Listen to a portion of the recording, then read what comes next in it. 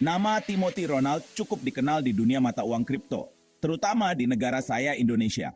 Lahir di Bandung tahun 2001, perjalanan hidup saya penuh dengan ambisi, risiko, dan mengarungi gelombang pasar keuangan digital yang tak terduga. Sejak muda, saya sudah punya jiwa bisnis.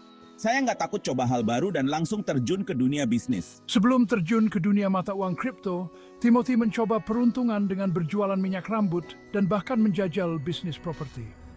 Pengalaman awal ini meskipun tampak gak berhubungan dengan usaha masa depannya, menanamkan dalam dirinya nilai kerja keras, ketekunan, dan pemahaman tren pasar. Tahun 2016, di usia 14 tahun, perhatian saya tertuju pada peluang baru yang menarik, yaitu Bitcoin. Tertarik dengan potensi mata uang digital ini, saya pun belajar dan berusaha memahami seluk-beluknya.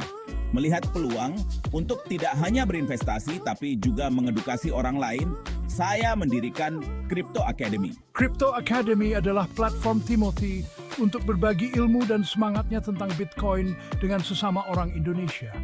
Dia paham bahwa bentuk mata uang baru ini bisa membingungkan dan menakutkan, terutama di negara yang sistem keuangan tradisionalnya sudah mengakar kuat. Bersamaan dengan Crypto Academy, Timothy mendirikan Ronald Capital, sebuah perusahaan yang memungkinkannya untuk terjun langsung ke pasar mata uang kripto. Keberhasilan saya di dunia trading Bitcoin terlihat dari gaya hidup yang saya tampilkan di media sosial. Mobil mewah, fashion kelas atas, dan liburan ke luar negeri jadi identik dengan persona online saya, yang menarik kekaguman sekaligus kritikan. Indonesia, dengan jumlah penduduk yang besar dan ekonomi yang terus berkembang, menjadi lahan subur bagi adopsi Bitcoin. Keuntungan investasi yang tinggi, ditambah dengan kemudahan transaksi online, menarik banyak anak muda Indonesia untuk menjelajahi dunia digital ini. Namun, sifat Bitcoin yang terdesentralisasi dan nggak diatur juga menghadirkan risiko, terutama bagi mereka yang masih awam dengan kompleksitas trading mata uang kripto. Timothy menyadari potensi dan bahaya investasi Bitcoin di Indonesia. Dia paham bahwa meskipun peluang untuk mendapatkan keuntungan finansial sangat besar, penting juga membekali individu dengan pengetahuan dan alang tepat untuk mengarungi pasar yang fluktuatif ini secara bertanggung jawab. Pemahaman inilah yang mendorongnya untuk mengedukasi orang lain melalui Crypto Academy dan platform online-nya.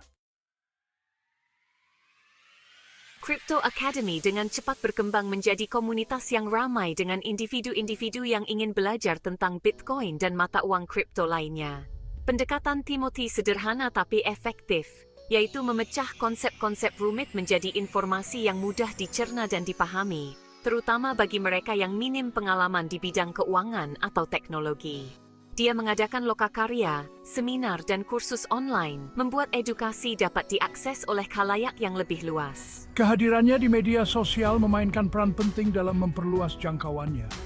Timothy secara rutin berbagi tips investasi, analisis pasar, dan informasi terbaru tentang perkembangan dunia mata uang kripto. Gayanya yang menarik dan mudah dipahami beresonansi dengan anak muda Indonesia, yang banyak diantaranya menganggapnya sebagai panutan dan sumber informasi berharga. Upaya Timothy membantu mengungkap tabir misteri Bitcoin, membuatnya lebih sulit searching dan masyarakat di umumnya.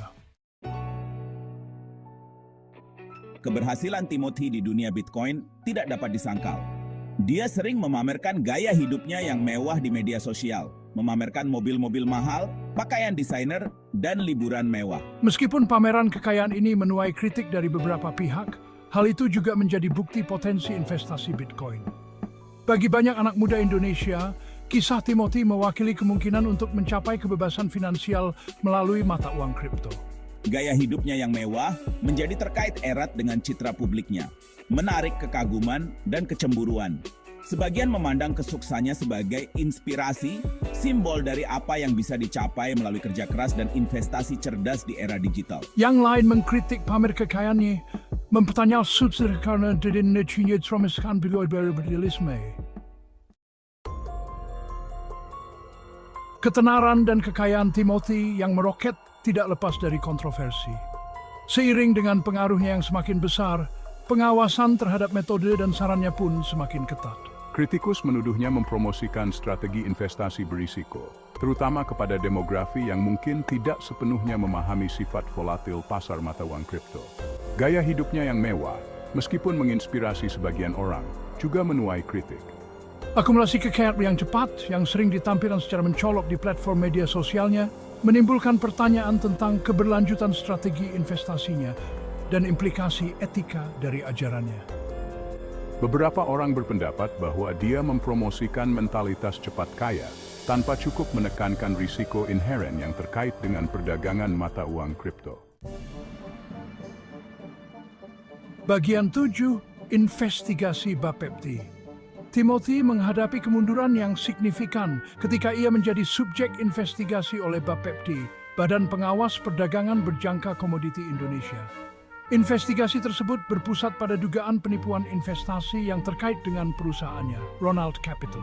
Bapepti menuduh Timothy menjalankan skema investasi tanpa izin yang berpotensi merugikan investor dari tabungan mereka.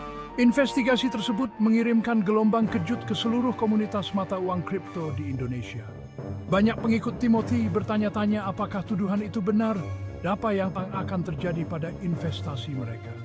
Investigasi tersebut menggarisbawahi perlunya regulasi dan pengawasan yang lebih besar di pasar mata uang kripto Indonesia.